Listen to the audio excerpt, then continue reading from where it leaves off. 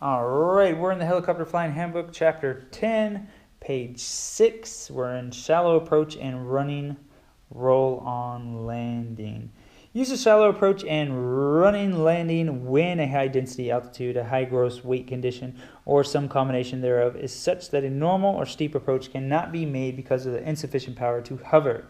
To compensate for this lack of power, a shallow approach and running landing makes use of transitional lift until surface contact is made. If flying a wheeled helicopter, a roll-on landing can use to minimize the effect of downwash.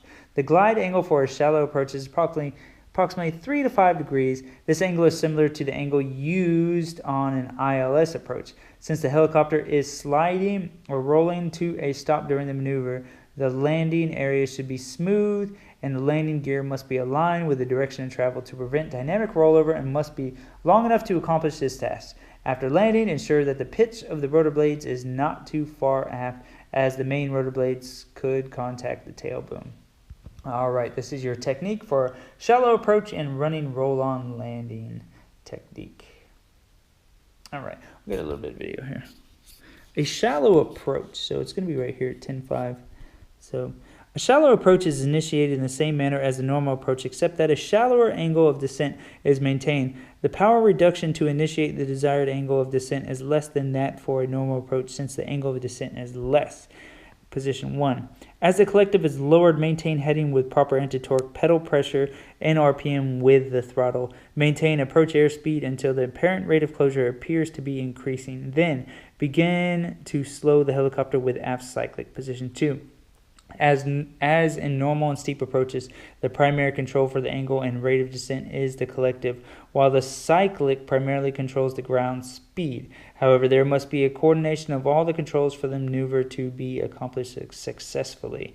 The helicopter should arrive at the point of touchdown at or slightly above effective transitional lift. Since transitional lift diminishes rapidly at slow air speeds, the deceleration must be coordinated smoothly, at the same time keeping enough lift to prevent the helicopter from settling abruptly. Just prior to touchdown, place the helicopter in a level attitude with the cyclic and maintain heading with the anti-torque pedals. Use the cyclic to direction of travel and ground track identical. Position 3. Allow the helicopter to descend gently to the surface in a straight and level attitude, cushioning the landing with the collective. After surface contact, move the cyclic slightly forward to ensure clearance between the tail boom and the rotor disc. Use the cyclic to maintain the surface track. Position 4. A pilot normally holds the collective stationary until the helicopter stops. However, to get more braking action, lower the collective slightly. All right. Keep in mind that due to the increased ground friction when the collective is lowered, or if the landing is being executed in a rough or irregular surface, the helicopter may come to an abrupt stop and the nose might pitch forward. Exercise caution not to correct this pitching movement with aft cyclic, which could result in the rotor making contact with the tail boom. An abrupt stop may also cause excessive transmission movement resulting in the transmission contacting its mount. During the landing, maintain normal RPM with the throttle and directional control with the anti-torque pedals. Four-wheeled helicopters use the same technique except after landing. Lower the collective, neutralize the control, and apply the brakes as necessary to slow the helicopter. Do not use the cyclic when bringing the helicopter to a stop. Common errors: assuming excessive nose-high attitude to slow the helicopter near the surface. Utilizing insufficient collective and throttle to cushion a landing. Failure to maintain heading resulting in a turning or pivoting motion. Failure to add power, anti-torque pedal as collective is added to cushion landing, resulting in a touchdown while the helicopter is moving sideward.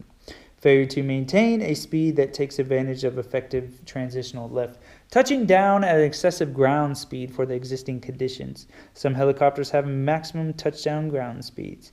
Failure to touch down in the appropriate attitude necessary for safe landing. Appropriate attitude is based on the type of helicopter and the landing gear installed. Failure to maintain proper RPM during and after touchdown.